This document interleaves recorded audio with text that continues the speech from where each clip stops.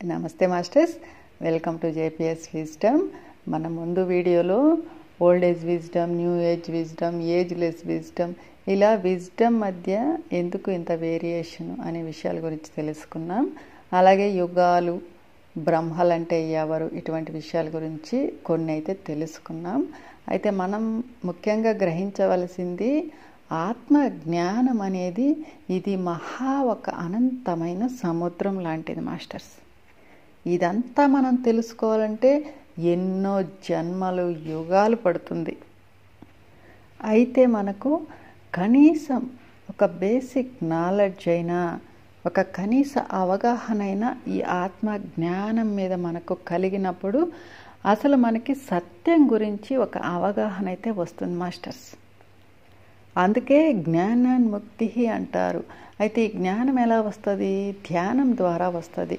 అందుకే ధ్యానం ద్వారా జ్ఞానం, జ్ఞానం ద్వారా ముక్తి అంటారు. ఈ జ్ఞానం అనేది ఒకదానితో ఒకటి మమేకమై ఉంటుంది. మనకి ధ్యానం ఉండి జ్ఞానం లేకపోయినా, జ్ఞానం ఉండి ధ్యానం లేకపోయినా కూడా మన ప్రయాణం అనేది ఇన్కంప్లీట్గానే ఉంటుంది. ఎందుకంటే ఇప్పుడు ధ్యానం అనేది ప్రయాణం అయితే, జ్ఞానం అనేది అడ్రస్ లాంటిదని చెప్పుకున్నాం. ఇప్పుడు మన దగ్గర అడ్రస్ ఉందనుకోండి, మనం ప్రయాణం అనేది మొదలు పెట్టకపోతే దానివల్ల ఎటువంటి ఉపయోగం ఉండదు. లేదు, మనం ప్రయాణం ఆల్రెడీ మొదలు పెట్టేసాము కానీ మన దగ్గర అడ్రస్ లేదు, అది కూడా మన జర్నీ ఇన్కంప్లీట్గానే ఉంటుంది. మనం సరైన గమ్యస్థానానికి, మన అసలు గమ్యానికి చేరుకోవాలంటే ఈ రెండు మనకి చాలా ఇంపార్టెంట్. అయితే ఈ జ్ఞానం అనేది బయట వెతకాలంటే మనకి పూర్తిగా అయితే మనం అందుకోలేం మాస్టర్స్. ఎందుకంటే ఈ జ్ఞానం అనేది, ఈ ఆత్మ జ్ఞానం అనేది మన అంతరంలోనే మనకి ప్యూరిటీగా దొరుకుతుంది. అందుకే ఎప్పుడైతే మనం శ్వాస మీద ధ్యాస, ధ్యానం ద్వారా మన అంతర్ ప్రపంచంలోకి మనం ప్రయాణం చేస్తామో ఈ జ్ఞానం అనేది ఆటోమేటిక్గా కొంచెం మనకి అందుతా వస్తుంది. దీన్నే మనం స్వ అధ్యయనం అంటున్నాం. అయితే స్వాధ్యాయం ద్వారా, బుక్స్ ద్వారా కూడా మనకి జ్ఞానం అందుతుంది. ఎందుకంటే వాళ్ళు కూడా గ్రేట్ మాస్టర్సే. అయితే అది కేవలం మనకి ఒక టూల్ లాగా ఉపయోగపడుతుంది. అయితే వాటి మీదే మనం ఆధారపడకూడదు. ఎప్పుడైతే మనకి అనుభవ జ్ఞానం ద్వారా వస్తుందో ఈ జ్ఞానమే మనకి ఎప్పుడు కూడా సరి అయిన మార్గాన్ని చూపే అడ్రస్ లాగా మారుతుంది. అయితే నాకు ఒక విషయం చాలా వండర్గా అనిపించింది మాస్టర్స్. యాక్చువల్గా వారం క్రితం మాస్టర్స్ నాకు ఒక కాన్సెప్ట్ ఇచ్చి దీని మీద వీడియో చేయమంటే నేనేం చెప్పానంటే, ఆల్రెడీ ఈ విషయాల గురించి మనం డిస్కస్ చేసి ఉన్నాము, ఇప్పుడు ఈ వీడియో అంత అవసరం లేదేమో అని అన్నప్పుడు, లేదు మళ్ళీ ఒక్కసారి వీటి గురించి మనం ఒక వీడియో చేయాలి అంటే, సరే 2-3 రోజులు నేను ఎట్లాగో ఒక వీడియో చేశాను. అంటే నేను ఏ బుక్లో చూసో, లేదంటే నేను ఏదైనా రాసుకొని చూసి చెప్పేది కాదు కదా. అవన్నీ నేను కలెక్ట్ చేసుకొని, నా బుర్రలో అవన్నీ కలెక్ట్ చేసుకొని నేను వీడియో చేశాను మాస్టర్స్. చేస్తే నాకు ఎందుకో ఎక్కడో ఇన్కంప్లీట్ అనిపించింది. అందుకే నేను ఆ వీడియో పోస్ట్ చేయలేదు. మాస్టర్స్ ఏమో ఇది కరెక్ట్గా ఉంది చేయమంటారు, లేదు నాకెందుకో నాట్ సాటిస్ఫైడ్ అని చెప్పాను. అయితే మళ్ళీ నెక్స్ట్ డే సరే ఇంకొక అదే సేమ్ టాపిక్ మీద మళ్ళీ వీడియో నేను చేశాను.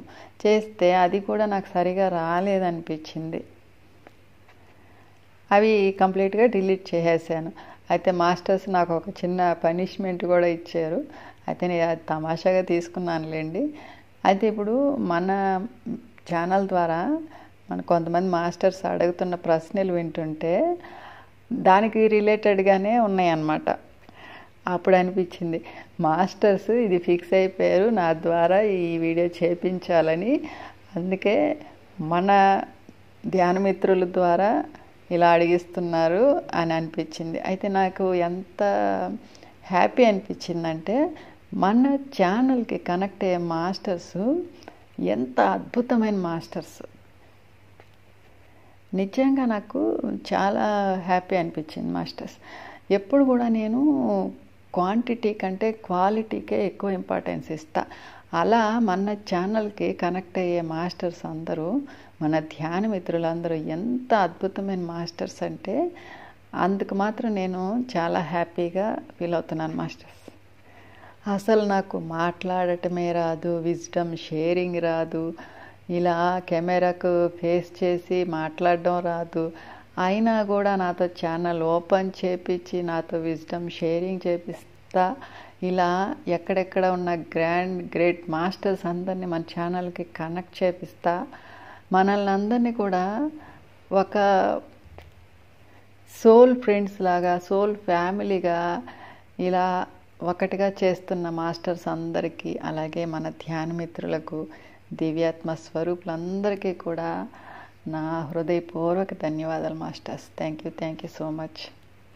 అయితే ఈరోజు మనము అండపిండ బ్రహ్మాండాల గురించి కొన్ని విషయాలు ఒకసారి తెలుసుకుందాం మాస్టర్స్. ఆల్రెడీ నేను ముందు వీడియోస్లో అక్కడక్కడ షేర్ చేశాను, మనం ఆడియో బుక్స్లో కానివ్వండి లేదా కొన్ని సందర్భాల్లో. అయితే అప్పుడు నా స్థితికి తగినట్టు నేను చెప్పడం జరిగింది. ఇప్పుడు మళ్ళీ ఒకసారి ఇవన్నీ కూడా రివైండ్ చేసుకుంటే బెటర్ అని మాస్టర్స్ యొక్క ఒపీనియన్. అలాగే మన ధ్యాన మిత్రులు కూడా కొన్ని డౌట్స్ అడుగుతున్నారు కాబట్టి, అంటే డౌట్స్ కాదు క్లారిటీ అడుగుతున్నారు కాబట్టి మనం ఈరోజు ఈ అండపిండ బ్రహ్మాండాల గురించి ఒకసారి నెమరు వేసుకుందాము. ఎందుకంటే ఇది కొన్ని కోట్ల బిలియన్ల సంవత్సరాల వయస్సు కలిగినటువంటి చరిత్ర కాబట్టి ఈ ఆత్మ జ్ఞానం అనే మహాసముద్రంలో నుంచి ఒక చిన్న బొట్టుని ఈరోజు మనం నెమర వేసుకుందాం, జస్ట్ కొట్టే తెచ్చేలాగా. అయితే మన సంభాల మాస్టర్స్ ఆల్రెడీ సృష్టి ఆవిర్భావం గురించి అప్పటి నుంచి ఇప్పటి వరకు ఏం జరిగింది ఇవన్నీ కూడా కూలంకషంగా అద్భుతమైన సెంజోరా గ్రంథంలో పొందుపరిచి జాగ్రత్త చేసి ఉంచారు. అందులోంచి మనకు అందించిన కొంచెం జ్ఞానాన్ని మనం ఈరోజు తెలుసుకుందాం మాస్టర్స్.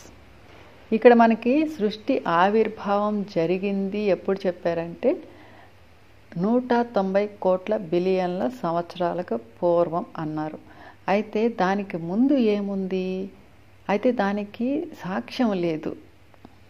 అందుకు మాస్టర్స్ ఏం చేశారంటే సృష్టి ఆవిర్భావం జరగకముందు ఈ సృష్టి అంతా కూడా ఒక శక్తివంతమైన ఆకాశ తత్వంలో, ఒక నిర్గుణ స్థితిలో, గాఢాంధకారంలో, మహాశూన్యమైన ఒక అండం స్థితిలో ఉంది. అంటే ఒక గుడ్డు అయితే ఎలా కదలకుండా స్థిరంగా ఉంటుందో దాని లోపల పిండం ఉంటుంది, కానీ గుడ్డుకి చలనం ఉండదు.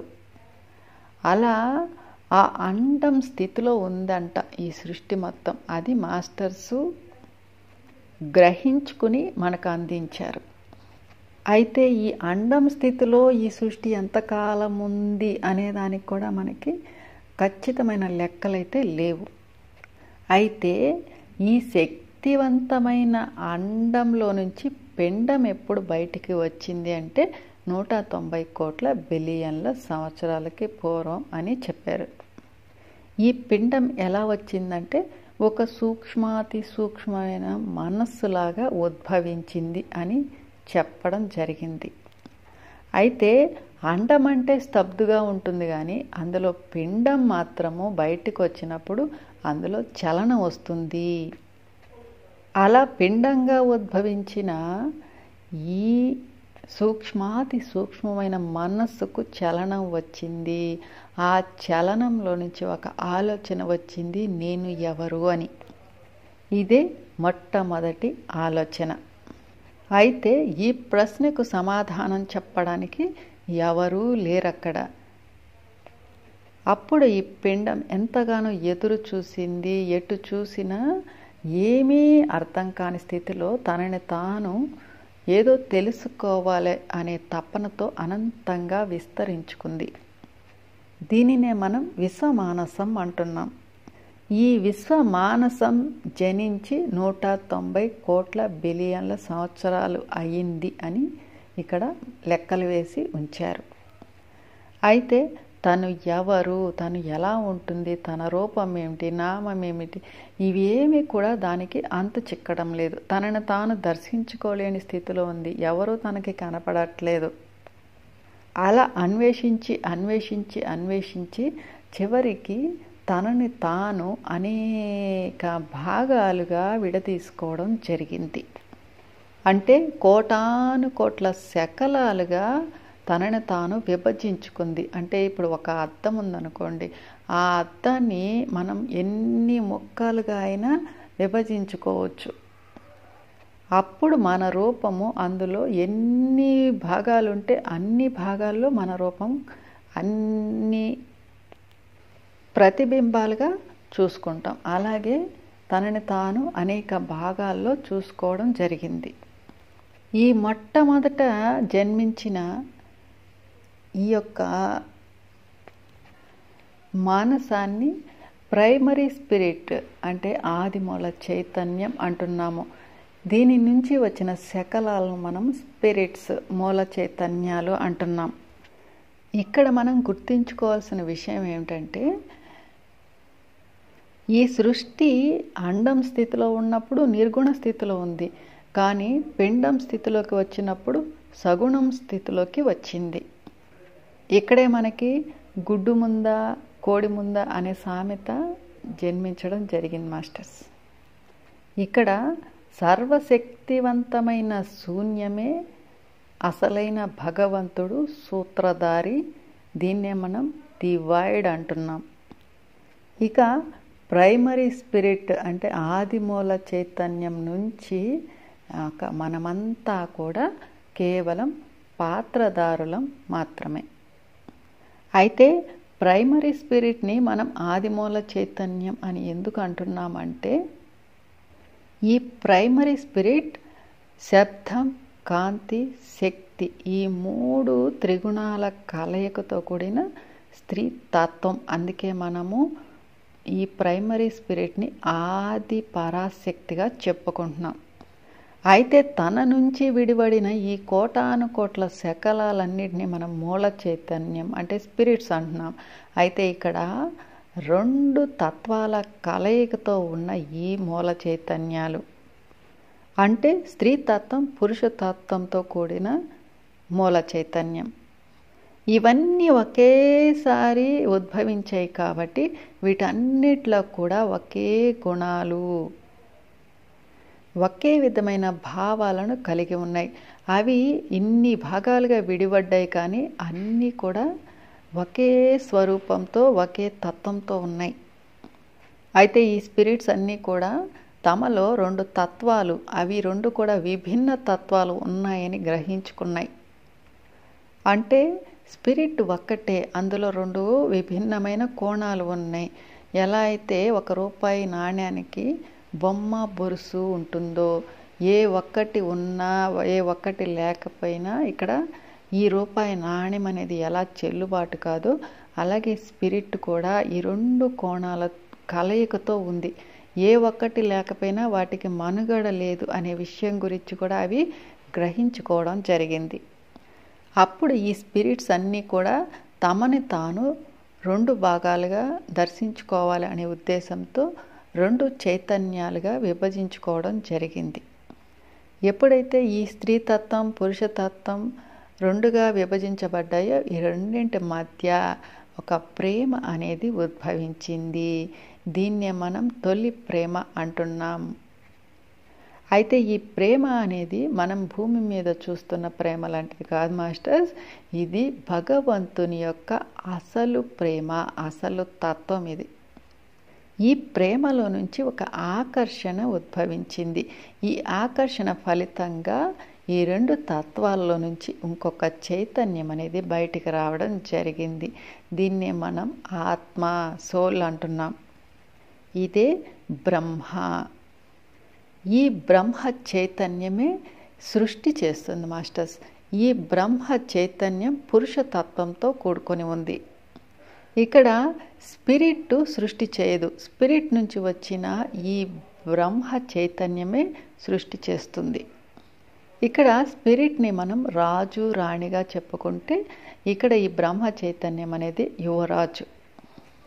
అలా ఈ కోటాను కోట్ల స్పిరిట్స్ నుంచి వచ్చిన ఈ బ్రహ్మ చైతన్యాలు సృష్టి చేయడం మొదలుపెట్టాయి. అయితే ఇదంతా ఎలా జరుగుతూ ఉంది అంటే ఆదిమూల చైతన్యంలో ఏదైతే ఆలోచన వస్తుందో, తను ఏదైతే కావాలని కోరుకుంటుందో వాటి యొక్క ఫలితమే ఇక్కడ అంటే అక్కడ యాక్షన్, ఇక్కడ రియాక్షన్ అనేది జరుగుతూ ఉంది. అలా ఎవరికి వారు ఎవరి విశ్వాన్ని వాళ్ళు క్రియేట్ చేసుకుంటూ వచ్చారు. అంటే ఎవరి రాజ్యాన్ని వాళ్ళు క్రియేట్ చేసుకొని దాన్ని విస్తృతం చేసుకుంటూ వచ్చారు. ఈ స్టోరీ అంతా కూడా తొలి సృష్టిలో జరిగింది, మనం ఇప్పుడు చెప్పుకుంటున్నాం. అయితే తొలి సృష్టిలో సృష్టి అంతా కూడా వాయుతత్వంలో ఉంటుంది మాస్టర్స్. అంటే గాలి ఎలా మన కంటికి కనపడదో అలా అక్కడ సృష్టి అంతా కూడా వాయుతత్వంలో ఉంది. అంటే మొట్టమొదట సృష్టి ఆవిర్భావం జరగకముందు ఆకాశతత్వంలో ఉంది. సృష్టి ఆవిర్భావం జరిగిన తర్వాత వాయుతత్వంలోకి మారింది. అయితే ఇక్కడ చాలా సృష్టి జరిగింది, కానీ ఇక్కడ అనుభవ జ్ఞానం లేదు. అంతా సృష్టి అంతా కూడా చిన్న పిల్లలు ఆడుకునే బొమ్మలాట్లాగా ఉంది, కానీ చాలా చప్పగా ఎటువంటి కొత్తదనం అనేది లేకపోయేసరికి ఆదిమూల చైతన్యానికి బోర్ కొట్టింది. ఈ కోటాను కోట్ల బ్రహ్మలు కోటాను కోట్ల విశ్వాలను క్రియేట్ చేసి ఇంత సృష్టి చేస్తున్నా కూడా, అంటే ఎవరికి ఏమనిపిస్తే అది చేసుకుంటూ వెళ్తున్నా కూడా ఇక్కడ ప్రైమరీ గాడ్కి అదంతా కూడా చాలా నిరుత్సాహంగా ఉంది. అందుకే ఒకానొక టైంలో సృష్టి కూడా ఆగిపోయింది. అప్పుడు ఆదిమూల చైతన్యంలో ఇంకొక ఆలోచన వచ్చింది, నాకు కొత్తదనం కావాలి. కొత్తగా ఇంకేదో కోరుకోవడం మొదలుపెట్టేసరికి ఆ యాక్షన్కి ఇక్కడ రియాక్షన్ అనేది రావడం జరిగింది. అప్పుడు కొంతమంది బ్రహ్మలు కొత్తగా ఏదో చెయ్యాలి అనే ఆలోచన రావడం జరిగింది. అంటే బ్రహ్మ అంటేనే క్రియేటర్.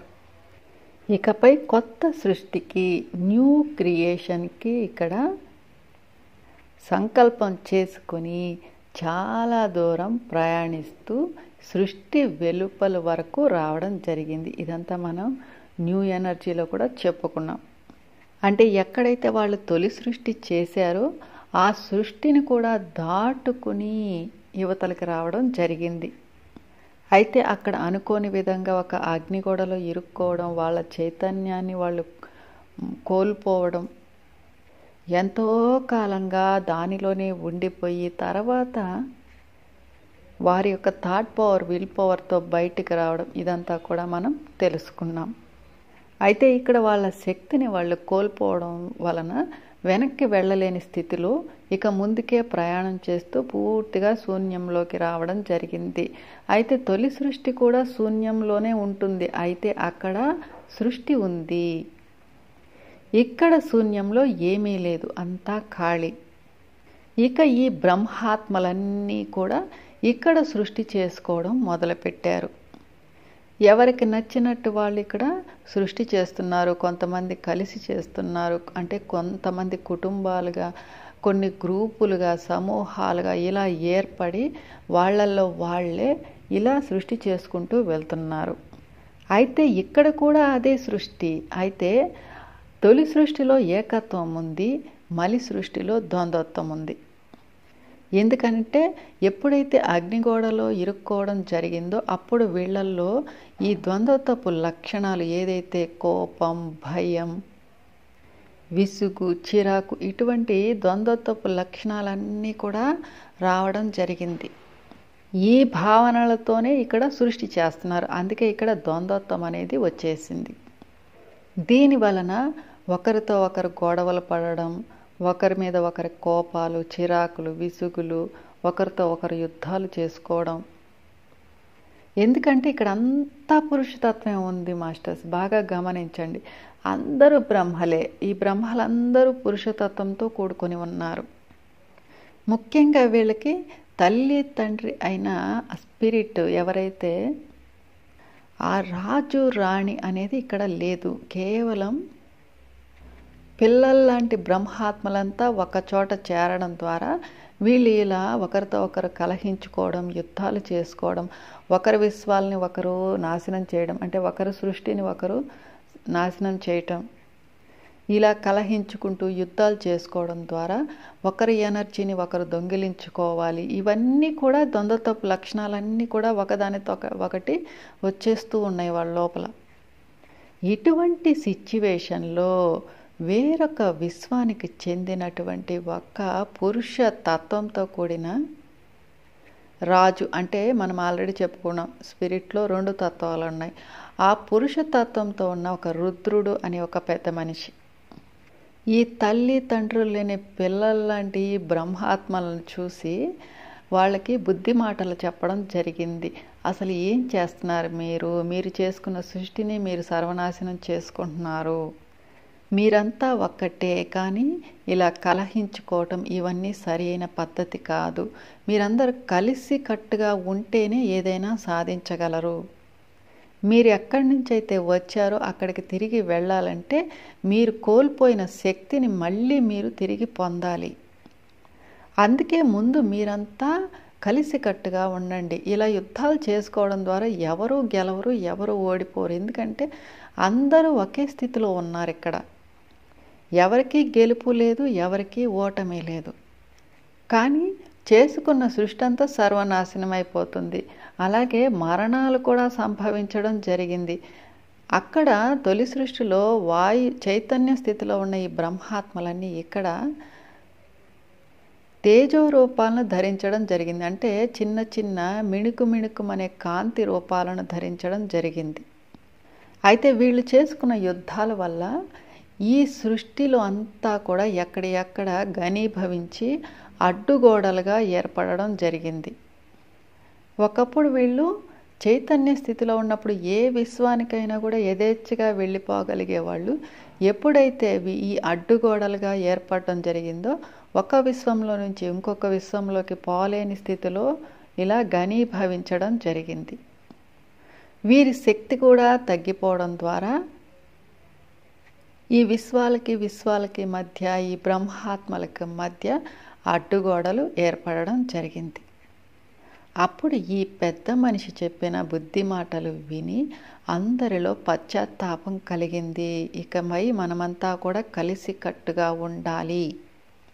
మనమంతా కలిసే మనలో ఉన్న ద్వంద్వత్వాలను పోగొట్టుకొని మన శక్తిని మనం తిరిగి పొంది మన లోకాలకు మనం తిరిగి వెళ్ళాలి అని అక్కడ నిర్ణయించుకోవడం జరిగింది. అయితే అప్పటికే ఎవరు ఊహించని విధంగా ఎన్నో మార్పులు అనేది అక్కడ రావడం జరిగింది. దీన్నే మనం మలి సృష్టి అంటున్నాం. తొలి సృష్టి అంతా ప్రశాంతంగా ఏకత్వంలో ఉంది, కానీ మలి సృష్టి అంతా గందరగోళంగా ద్వంద్వత్వంలోకి వచ్చేసింది.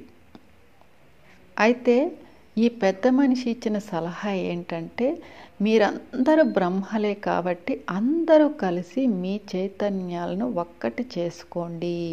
అంటే ఈ బ్రహ్మలందరూ కలిసి ఒకే అండంగా రూపొందడం, దీన్నే మనం బ్రహ్మాండం అంటున్నాం. అయితే ముందుగా వీళ్ళు కొంతమంది పెద్ద మనుషులను వాళ్ళ యొక్క చైతన్యంలో నుంచి క్రియేట్ చేసుకోవడం జరిగింది. వీళ్ళనే మనం ఆర్కేంజల్స్ అంటున్నాం.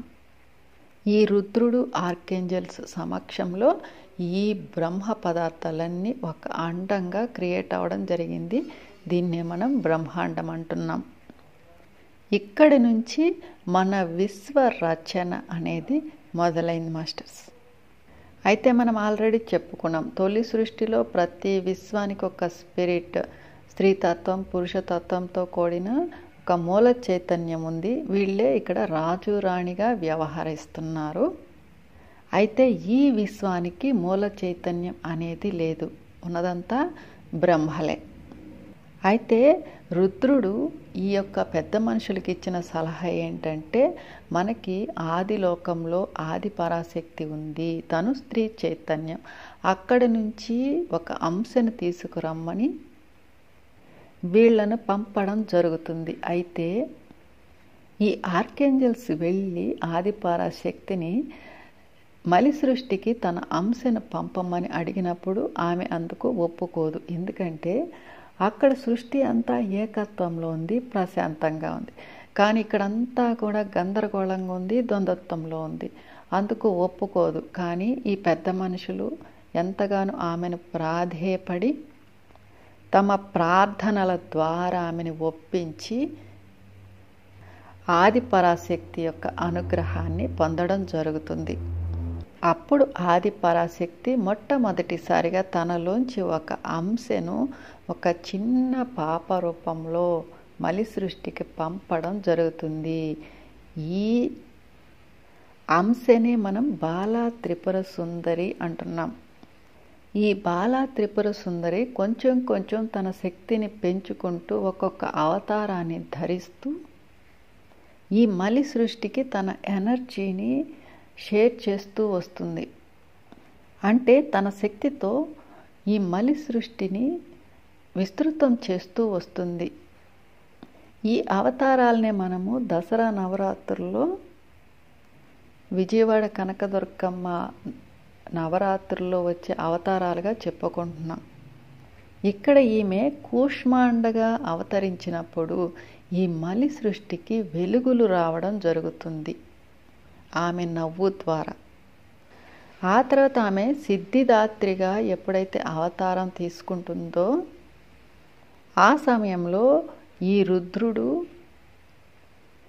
ధ్యాన స్థితిలో మనోన్మని స్థితికి చేరుకుంటాడు. అయితే మనకి సిద్ధిదాత్రి స్థితి ఎప్పుడు వస్తుందంటే మనం సహస్రార దాటిన తర్వాత మనకి సిద్ధులు ప్రాప్తిస్తాయి. ఇక్కడ మనోన్మని స్థితి అంటే ఇది 6వ స్థితి, అంటే ఆజ్ఞకి సహస్రాకి మధ్య స్థితి. ఈ స్థితిలో రుద్రుడు ఉన్నప్పుడు ఈ సిద్ధిదాత్రిని తనలో సగభాగంగా ఉండమని కోరడం జరుగుతుంది. అందుకు ఆమె ఒప్పుకున్నప్పుడు ఈ రుద్రుడు తన చైతన్యంలో సగభాగాన్ని ఖాళీ చేసి ఆమెకి ఇవ్వడం జరుగుతుంది. ఆమె ఈ రుద్రుని యొక్క సగభాగాన్ని ఆక్రమించడం ద్వారా ఇద్దరు కలిసి అర్ధనారీశ్వరులుగా మారుతారు. వీళ్ళే పరమేశ్వరుడు పరాశక్తిగా చెప్పుకుంటున్నాం. ఈ విశ్వానికి మూల చైతన్యంగా రాజు రాణిగా మారిన అర్ధనారీశ్వర తత్వం. ఇప్పుడు ఈ అర్ధనారీశ్వర చైతన్యము ఈ బ్రహ్మల యొక్క చైతన్యం అంతా కలిపి ఒక్క శక్తిగా ఏర్పడడం జరిగింది. అయితే దీనికి సాక్షులుగా ఈ పెద్ద మనుషులు ఉన్నారు, మాస్టర్స్, ఆర్కేంజల్స్ ఉన్నారు. ఈ మహాశక్తి అంతా కూడా ఒక్కసారిగా బ్లాస్ట్ అవ్వడం జరిగింది. దీన్నే మనం బిగ్ బ్యాంగ్ అంటున్నాం. ఈ బిగ్ బ్యాంగ్లో కాంతి, శబ్దం, శక్తి, ఇంకా బ్లాక్ హోల్ వచ్చింది, టాకియన్ ఎనర్జీ వచ్చింది. ఇలా ఈ మహాశక్తి నుంచి ఉద్భవించడం జరిగింది. ఈ శబ్దం ఏదైతే ఉందో దీన్నే మనం ఓంకారనాదం అంటున్నాం. అంటే ఇదే శివతత్వం. ఈ శక్తి ఏదైతే ఉందో దీన్నే మనం స్త్రీ తత్వం అంటున్నాం. ఈ కాంతి అనేది బ్రహ్మల యొక్క చైతన్యం. ఈ కాంతినే మనం కాస్మిక్ సెంట్రల్ సన్ అంటున్నాం. ఈ కాంతి నుంచే ఇప్పుడు మనం చూస్తున్న ఈ మలి సృష్టి అంతా జరిగింది, మాస్టర్స్. ఈ కాస్మిక్ సెంట్రల్ సన్ నుంచి ఎప్పుడు కూడా ఆత్మలు గ్రూపులుగా ఒక్కొక్క సమయంలో ఈ కాంతిలో వచ్చే ఆలోచన విధానం కావచ్చు, భావనలు బట్టి ఒక్కొక్క గ్రూప్ అనేది బయటికి వస్తూ జరిగింది. ఈ గ్రూపులుగా ఎవరైతే వస్తున్నారో ఒక్కొక్క సమయంలో వీళ్ళంతా కూడా మనం ఇప్పుడు పరబ్రహ్మలోకం ఏదైతే చెప్పుకుంటున్నామో అక్కడ సృష్టి చేస్తూ వచ్చారు. ఆ కాంతి నుంచి వచ్చారు కాబట్టి అందరూ కూడా కాంతి దేహాలను ధరించడం జరిగింది. అంటే మన కాస్మిక్ సెంట్రల్ సన్ అనేది బ్రహ్మ, విష్ణు, మహేశ్వర్ల కలయిక కాబట్టి ఈ కాస్మిక్ సెంట్రల్ సన్నే మనం భగవంతుడు అంటున్నాం ఈ మలి సృష్టికి. అయితే ఈ విష్ణుమూర్తి ఎలా వచ్చారంటే ఇక్కడ అందరూ పురుషులే ఉన్నారు కాబట్టి పరాశక్తి కూడా తాను కూడా పురుష రూపాన్ని ధరించాలని సంకల్పం చేసుకోవడం ద్వారా తాను విష్ణుమూర్తిగా అవతరించడం జరిగింది. అందుకే ఇక్కడ ఈ శక్తిని మనం విష్ణుమూర్తి అంటే విష్ణుమూర్తిని మనం స్త్రీ తత్వంతో పోలుస్తున్నాం. అందుకే పరమశివుడు పరాశక్తి కాస్త ఇక్కడ శివకేశవులుగా ఉద్భవించడం జరిగింది. ఇప్పుడు మన విశ్వంలో ఉన్నటువంటి సూర్యుళ్ళు కానీ కేంద్ర సూర్యుళ్ళు కానీ అందరూ కూడా మన మహాకేంద్ర సూర్యుని యొక్క అంశాత్మలే. ఈ కాస్మిక్ సెంట్రల్ సన్ నుంచి ఉద్భవిస్తున్న ఈ బ్రహ్మలంతా కూడా పరబ్రహ్మలోకంలో అనేక గ్యాలక్సీలు డైమెన్షన్స్ సృష్టించడం జరిగింది. అయితే అక్కడంతా కూడా కాంతి దేహాల్లోనే ఉన్నారు మాస్టర్స్. ఈ బిగ్ బ్యాంగ్లో వచ్చిన బ్లాక్ హోలు ప్రస్తుతం M87 గ్యాలక్సీలో ఉంది. అలా ఈ నూతనంగా మనం క్రియేట్ చేసుకున్న విశ్వ రచన అనేది ఈ సృష్టి అనేది ఇలా జరుగుతూ వచ్చింది. అయితే ఈ విశ్వం యొక్క విస్తరణ అనేది 14 నుంచి 15 బిలియన్ల సంవత్సరాల నుంచి ఎక్స్పాండ్ అవుతా వచ్చింది.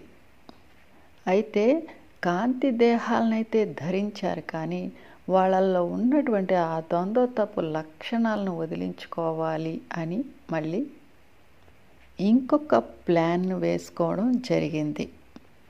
దాని ఫలితమే ఇప్పుడు మనం ఉంటున్నటువంటి ఈ మిల్కీ వే గ్యాలక్సీ. దీన్నే మనం పాలపుంత అంటాము, పరమేష్టి మండలం అని కూడా అంటాం.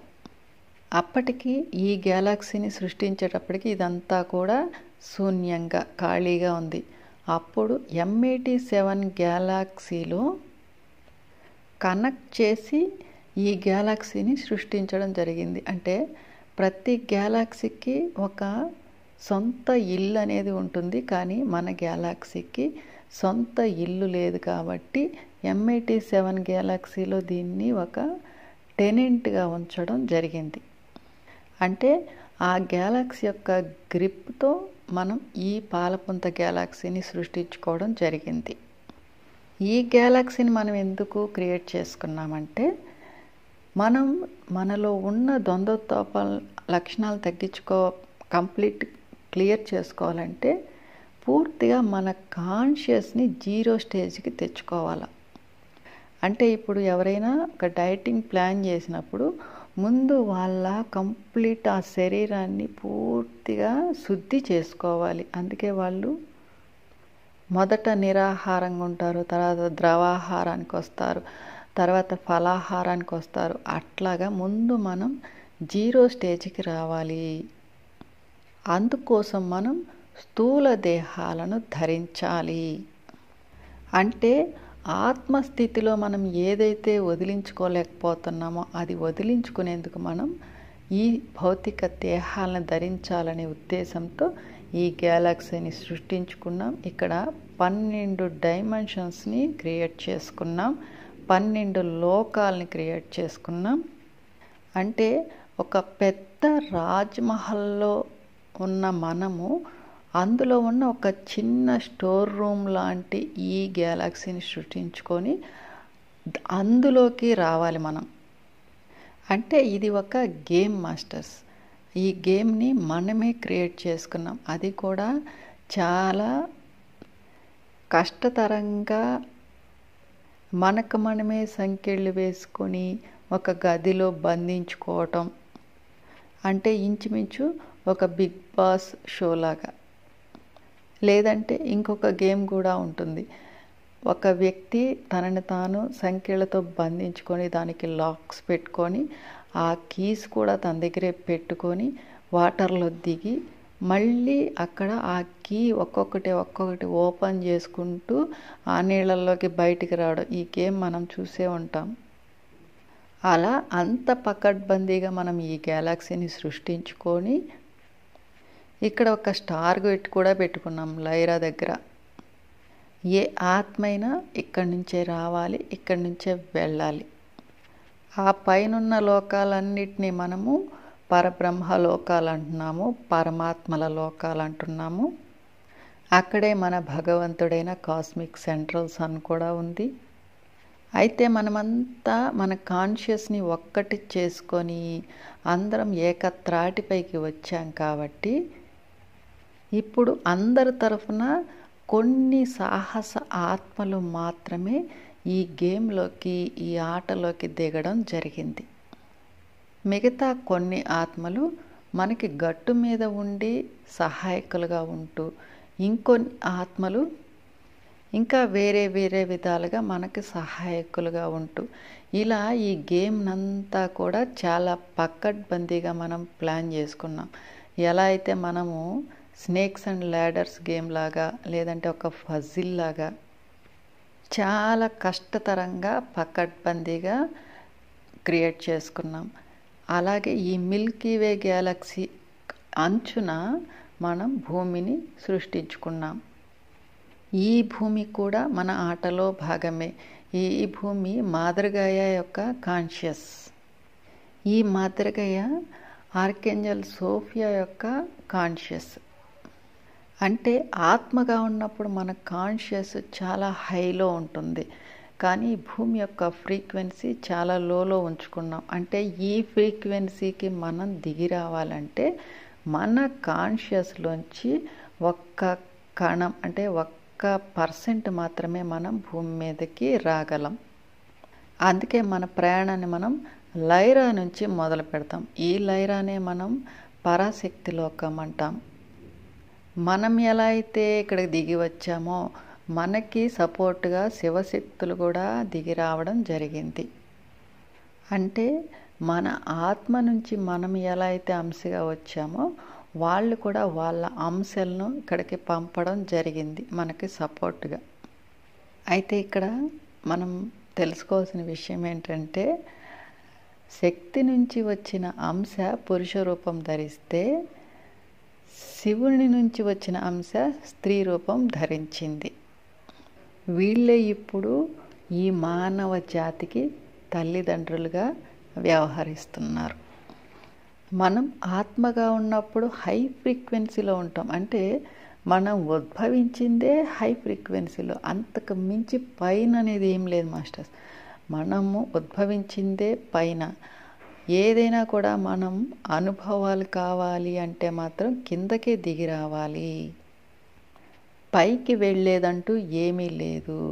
కిందకి దిగి రావాలంటే ఇప్పుడు మన కాన్షియస్ని మనం తగ్గించుకుంటూ రావాలి. అంటే ఇప్పుడు హయ్యర్ సెల్ఫ్ నుంచి లోయర్ సెల్ఫ్ నుంచి థింకర్ సెల్ఫ్ నుంచి అండర్ సెల్ఫ్, అలా మన కాన్షియస్ని తగ్గించుకుంటూ రావాలి.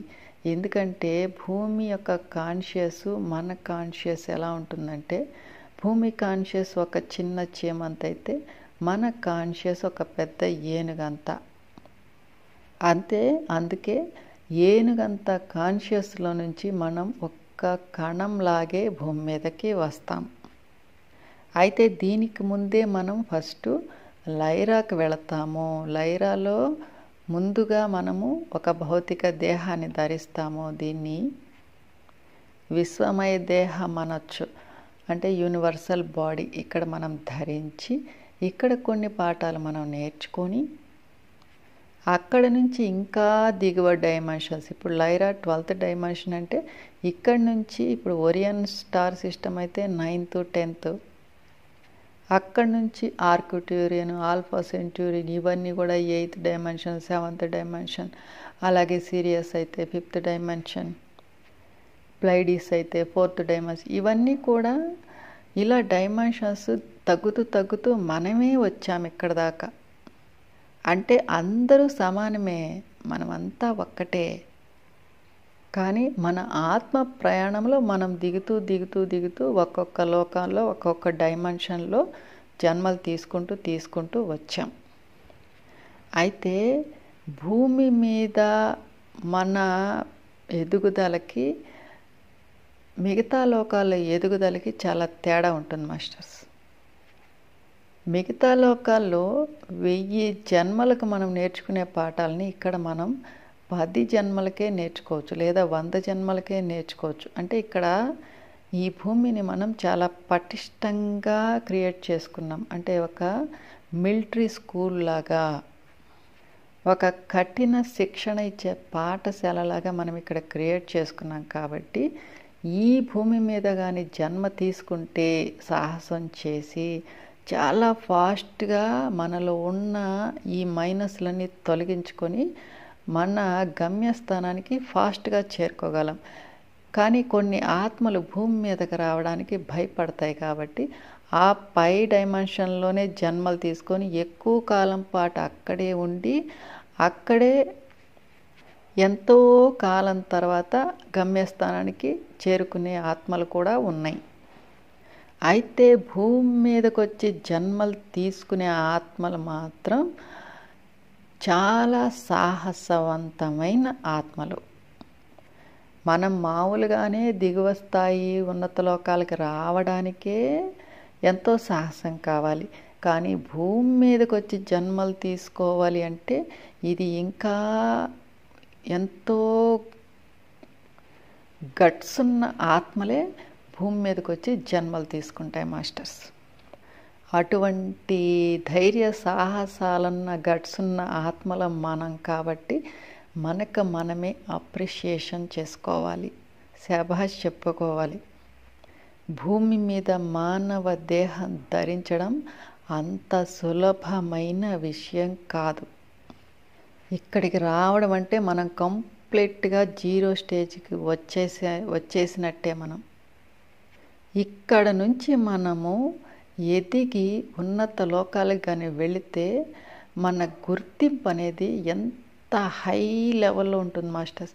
భూమి మీద జన్మ తీసుకొని మళ్ళీ మనం ఎప్పుడైతే మన ఉన్నత గమ్యస్థానానికి చేరతామో అప్పుడు మనం ఈ సమస్త సృష్టిలోనే అత్యున్నతమైన కీర్తిని గడిస్తాం. ప్రతి ఒక్కరు కూడా, ప్రతి ఆత్మ కూడా మనల్ని ఒక హై లెవెల్లోనే గుర్తించడం, కీర్తించడం జరుగుతుంది. మనకు మొత్తం 9 దేహాలని చెప్పుకున్నాము. అందులో 6 దేహాలు ఈ 12 డైమెన్షన్స్కే కనెక్ట్ అయి ఉంటాయి. 7వ దేహం మనం ఎప్పుడైతే నిర్వాణ స్థితి పొందుతామో అప్పుడు మనం పరబ్రహ్మలోకానికి చేరుకుంటాం. ఆ తర్వాత మళ్ళీ మనము కాజలు, సుప్రాకాజల్ బాడీలు కూడా మనము ధరిస్తాము. అలా మనం స్థితిని పెంచుకునే కొద్దీ మనం కూడా ఆయా డైమెన్షన్లకి కనెక్ట్ అవుతూ వెళ్తాం. మొత్తం మన విశ్వంలో 48 డైమెన్షన్స్ అని చెప్పుకున్నాం కదా. ఈ పరబ్రహ్మలోకంలో మొత్తం 36 ఉన్నాయి. ఈ బ్రహ్మల లోకంలో 12 డైమెన్షన్స్ ఉన్నాయి. అక్కడ మనమే, ఇక్కడ మనమే. కానీ మన ఫ్రీక్వెన్సీ లోలో ఉన్నప్పుడు మనం ఇక్కడ బ్రహ్మల లోకానికి వస్తాం. దీన్ని ఆత్మల లోకం అని కూడా అంటాం. ఎందుకంటే మనం ఆత్మల లోకంలో ఈ 6 దేహాల్లో మళ్ళీ మళ్ళీ మనం జన్మలు తీసుకుంటూనే ఉంటాం 7వ దేహం ధరించే వరకు. అంటే మనం పరమాత్మ లోకానికి వెళ్ళేంత వరకు. మనం ఎప్పుడైతే నిర్వాణ స్థితిని పొంది మన పరబ్రహ్మలోకానికి చేరుకుంటామో అప్పటి నుంచి మనం గురువులుగా మారుతాం. అప్పటి నుంచి మనం జన్మలు తీసుకోవాలంటే అవి కేవలం కారణ జన్మలు. అంటే కర్మానుసారం తీసుకునే జన్మ కాదు అవి. కేవలం ఒక గురువులుగా, బోధకులుగా, మార్గదర్శకులుగా మాత్రమే. అది కూడా మనకి ఇష్ట ప్రకారం అయితేనే మనం జన్మలు తీసుకుంటాం. లేదంటే మనం కారణ మహాకారణ లోకాల నుంచే మనం ఇక్కడ వర్క్ చేస్తాము. లేదంటే మనం అనంతాత్మగా అనంత శూన్యంలో మనము ఒక బిందువుగా మారిపోతాం. అంటే ఇప్పుడు సముద్రం ఎలా ఉంటుందో సముద్రం అంతా కూడా ఒకేలా చూస్తాం మనం. కానీ అందులో ఒక నీటి బొట్టు బయటకు కానీ వస్తే ఇది సపరేట్ అవుతుంది. కానీ ఇదే నీటి బొట్టు ఆ సముద్రంలో కలిస్తే అది సముద్రం అవుతుంది. అలా మనకి గుర్తింపు కావాలి అనుకుంటే మనం ఇదే దేహాల్లో, అంటే ఆ కారణ మహాకారణ దేహాల్లో ఉండి మనము మనం స్వయంగా మనం చేయగలిగింది మనం చేస్తూ వెళ్తాం. లేదు మనం అనంతాత్మగా ఉండాలంటే ఆ మహాశూన్యంలో మనం కలిసి ఉంటాం అనంతాత్మగా.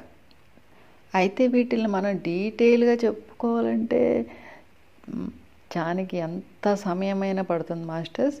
కేవలం మనం బేసిక్ పాయింట్స్ ఒక అవగాహన కోసం మాత్రమే ఇక్కడ మనం చెప్పుకుంటున్నాం.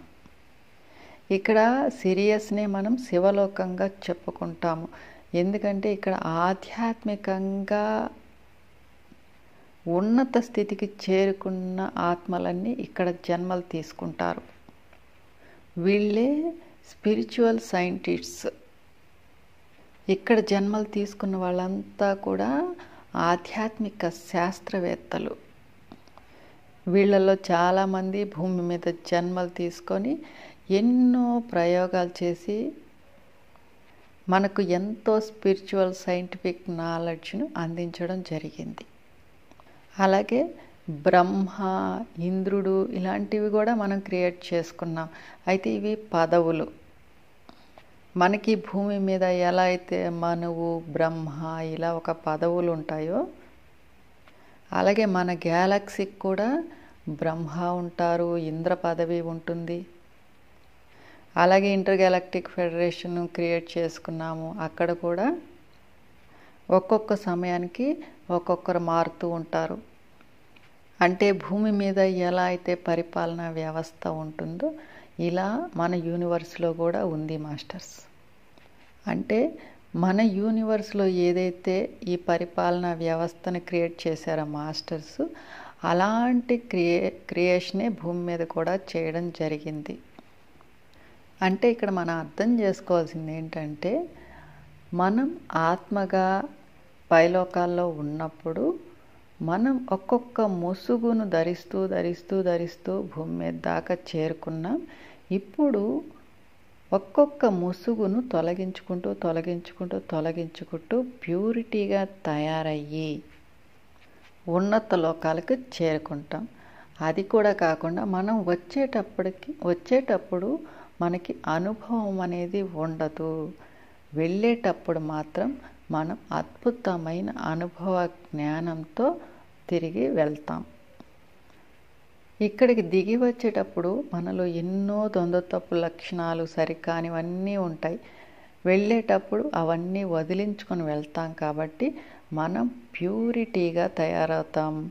ఏదైతే మన భగవంతుని తత్వం ఉందో ఏకత్వం, ఆ స్థితిలోకి మనం రావడం జరుగుతుంది.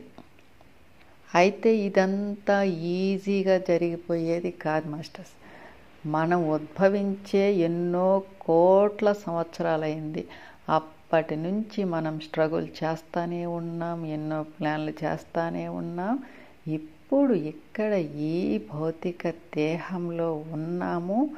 ఇక్కడికి మనము ఎన్నో అనుభవ పాఠాలు నేర్చుకున్నాం, ఎన్నో జన్మల్లో.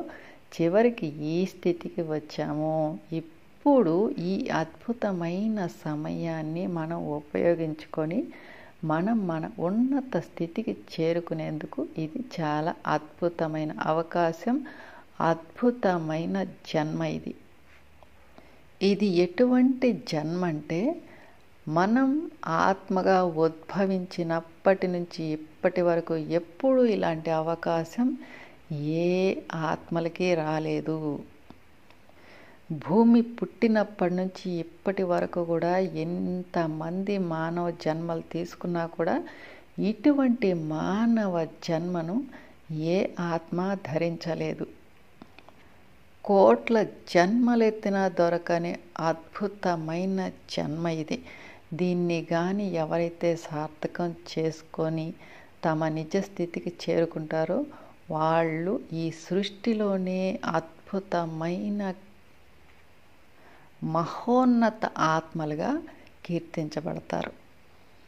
అయితే ప్రస్తుతానికి ఒకే వీడియోలో మనం అన్నీ షేర్ చేసుకోలేం కాబట్టి నెక్స్ట్ వీడియోలో ఇంకొన్ని ఇంపార్టెంట్ విషయాలు మనం షేర్ చేసుకుందాం మాస్టర్స్. ఇప్పటికీ మన ధ్యానం